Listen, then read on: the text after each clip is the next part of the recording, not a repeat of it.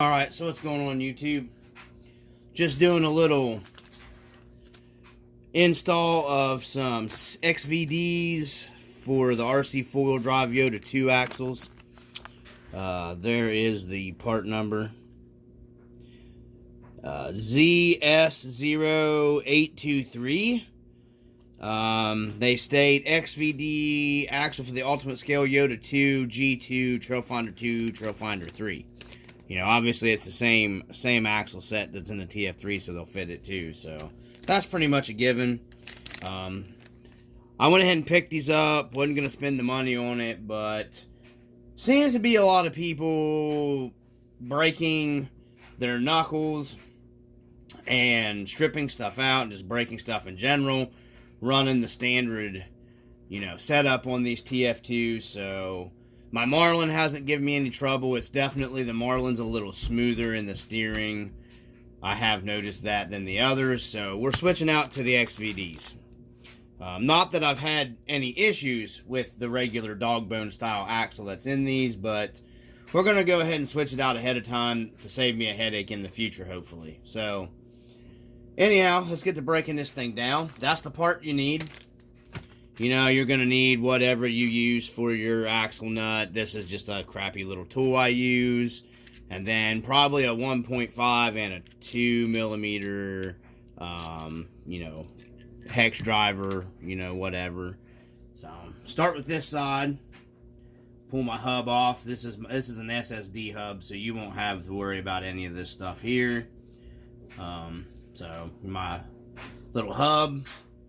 And then I'll set it over here, off to the side. I have a teeny tiny little homemade parts holder here to put stuff in that I actually am going to be cutting up after a while to turn into something else.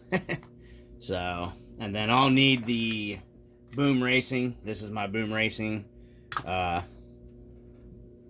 driver tool thing to take my axle nut off. I got these. For some reason, these things seem to tighten up quite a bit. So, give me a second here, guys. Get my leverage multiplier here. My crappy cheap scratch owl. God darn, I have these things on here tight. I don't know where my straight scratch owl's at here. So let me go to my just crappy little bent up screwdriver I have. Let's see if this will get it. I don't know what it is about these axle nuts, man, from Boom Racing. They definitely hold on. There we go. So just needed my little leverage multiplier here and take off, because Boom Racing has their own axle nut here. They have their own style axle nut that you have to use with these Pro Build wheels, which are pretty nice wheels.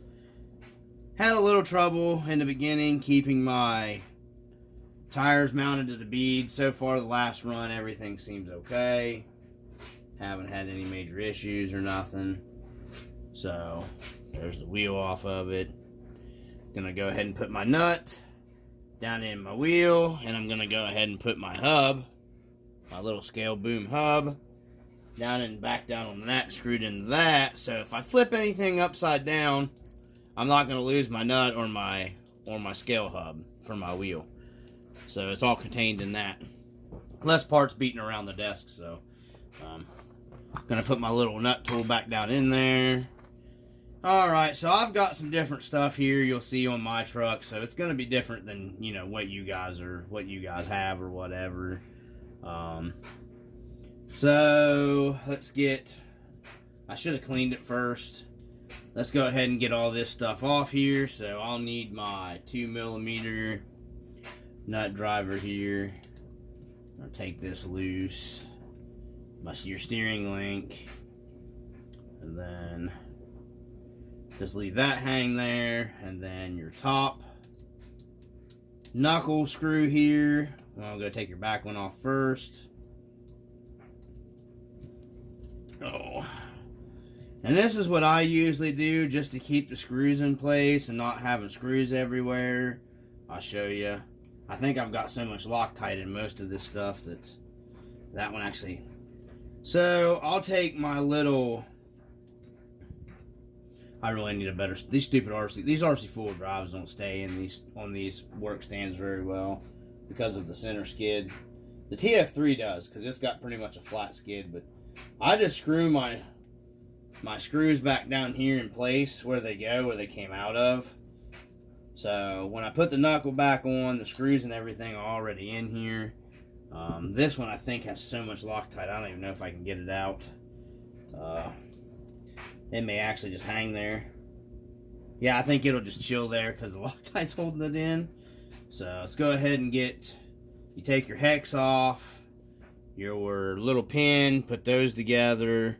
And you'll see some metal shavings because my rotor is actually wore into my caliper, and I have no idea if anybody else running these has had that problem. So I'll be cleaning these off, but I'm going to set these over here in my little parts thing that I showed you earlier. And then this is the last thing we got to remove because the knuckle's got to come off. So hopefully this don't give me a bunch of problems. If it does, I'll have to stop the camera and go back into it. I don't think it will because I've really messed with this thing a bunch. And this is for the knuckle on the top. And then you'll have to pull off your bottom. And I Loctited all this stuff, so it's Loctited pretty good. Hoping it don't fight me on this side, because I've learned to back off the Loctite a little bit on the knuckles and stuff here.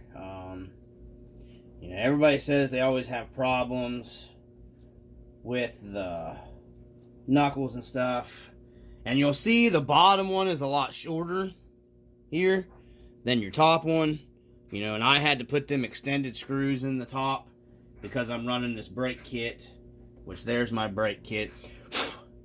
I have to clean it up. There's my brake kit. I'm gonna put it over here with my rotor, and then we should just be able to slide this out, and I'll clean this up before it goes back in. So you see your axle stub right here I'm talking about. This is your knuckle. This is your axle stub. See, this is dog bone style, what I'm talking about. We're replacing all this with the XVD. Be careful, don't lose your bushings that go on the inside of your knuckle. Set those off to the side. My taller one goes in the top because of the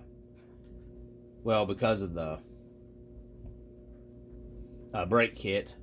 You got your bearing. I went ahead and pulled it off. So we're going to go ahead and pull that out and set that off to the side. And we got the bearing. And then you have your actual shaft here. Okay, and you got a bearing on that. So, you know, that's how this works right here. You know, it's an old style dog bone. Old school kind of setup. I mean, it works, but, you know, it doesn't, they do, because it's on a ball, you know what I mean? They do flex around pretty good. But an XVD is, you know, what you really want. So we're going to get a XVD, CVD, whatever, same concept. Clean this stuff out of here. I've already taken the axles apart and greased them. So they're all done, packed in grease and everything. We're not going to be worrying about doing any of that stuff. All my threads look good down here in my axle housing. So I'm going to open this beast up.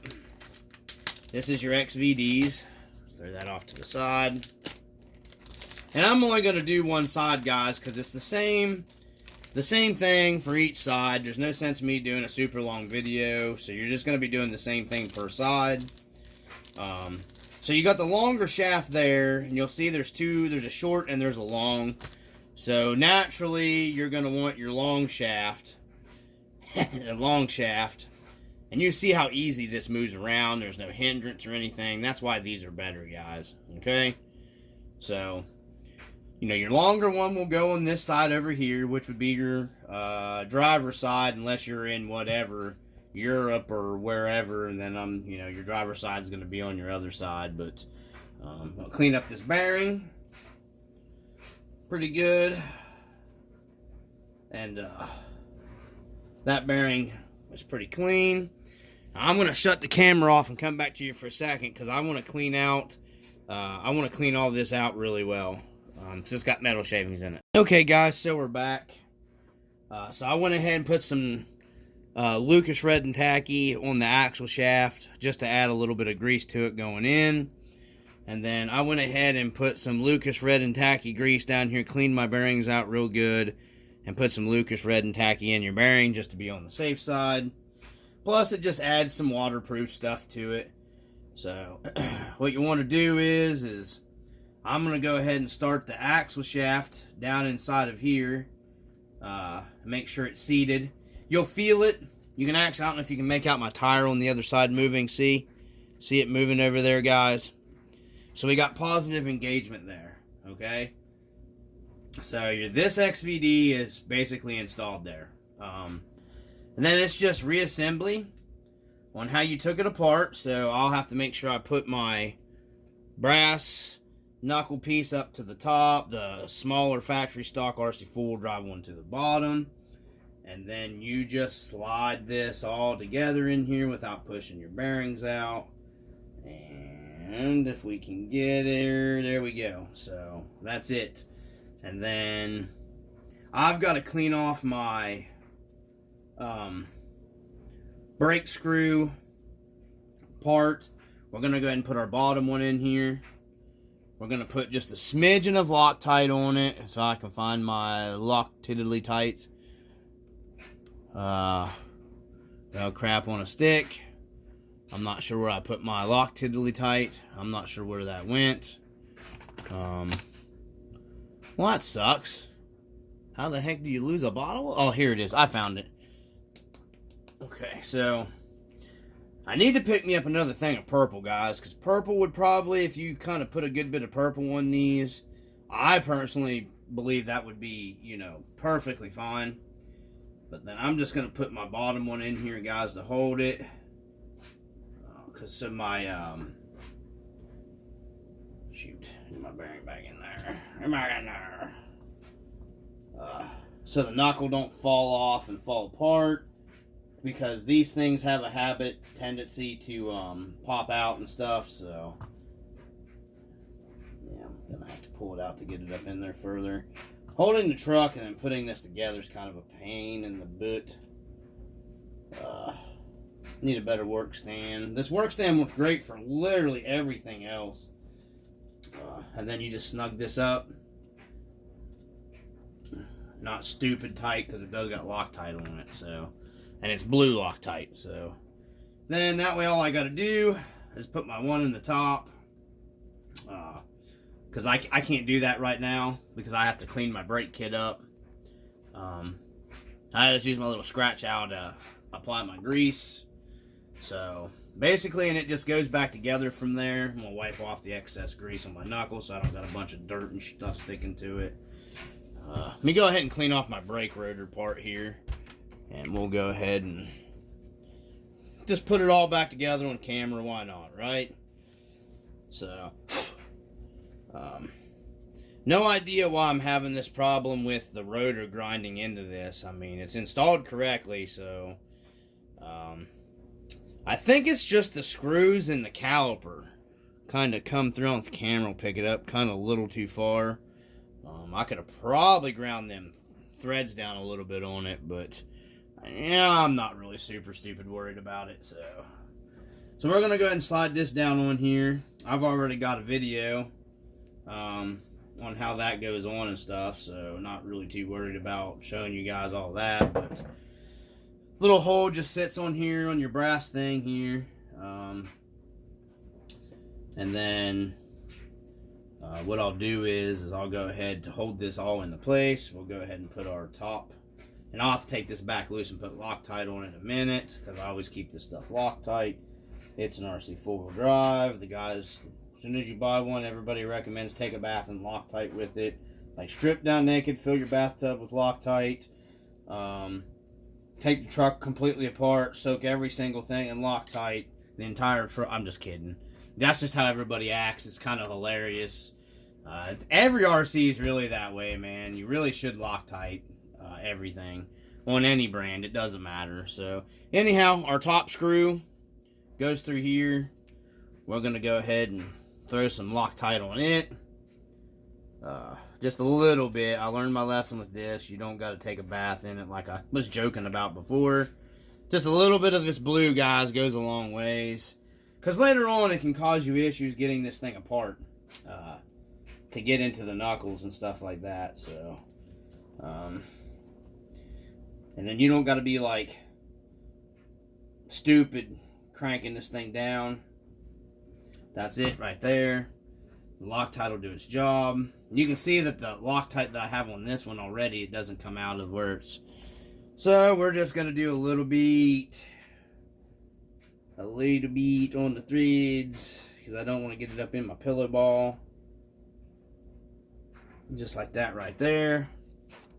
Hopefully the camera's picking everything up. Balls. Let's see here.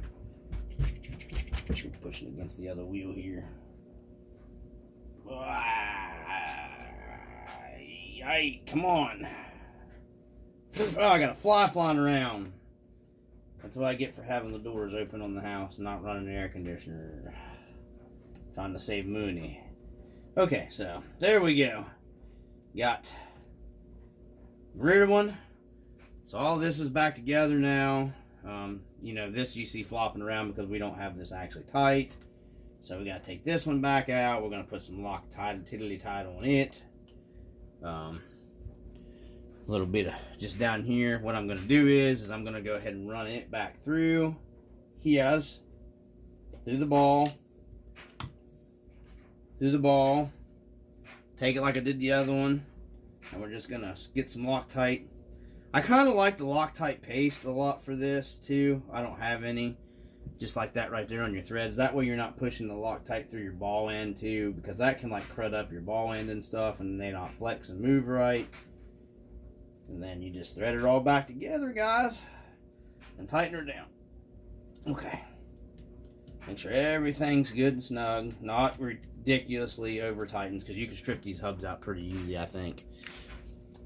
Plus everybody seems to be destroying them anyway, so you see now nothing's moving. So, and we got everything is engaged. So I've already cleaned this off. So we gotta put our pin in. Let's see. I was doing this without taking them loose. I don't know if I can get it now or not. I don't know if I can. Shoot. So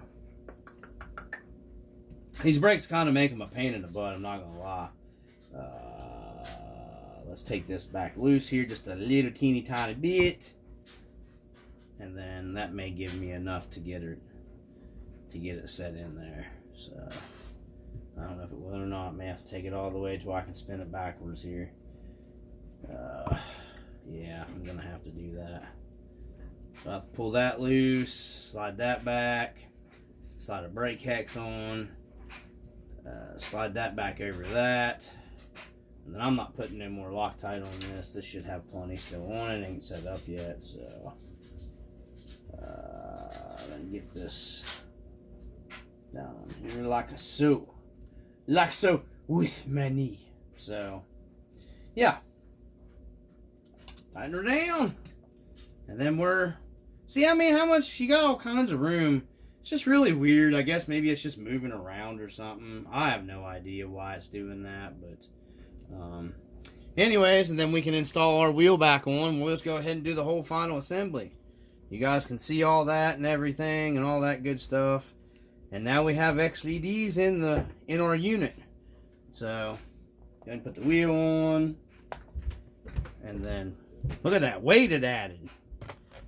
Flop the truck right back down. So, I'm an idiot. I gotta have the tool. I got boom wheels. Gotta have the boom tool. Man, I wish everybody just made a universal freaking tool that fit everybody's stuff, you know, instead of special crap. That'd be nice. So, yeah, get this boom axle nut on here, guys. I'm sure there's other better videos on here putting the XVD axles in the Yoda 2s, but And I imagine it's going to be the same process in the Yoda ones. I don't know. My original Trailfinder 2, I think it had the Yoda ones. And I never had a bit of trouble out of the axles. And I never did put XVDs in them. So, but, you know, I got so much money in this truck anyhow. What's a little bit more? So, check all your stuff. Make sure everything's turning. Make sure, just one more check to make sure everything's engaged. You can see we're engaged here. Everything's turning. The XVD's locked into your center part here. So I'm gonna go ahead and spin the truck around. I'm gonna do the other side. I am not gonna video it. There's no sense in me videoing it. It's just absolutely pointless. It's literally the same exact thing, except for it's a shorter axle. So that's it from the RC Dungeon, guys. I just thought I'd share that with you, and then I'll get this video posted up. Peace.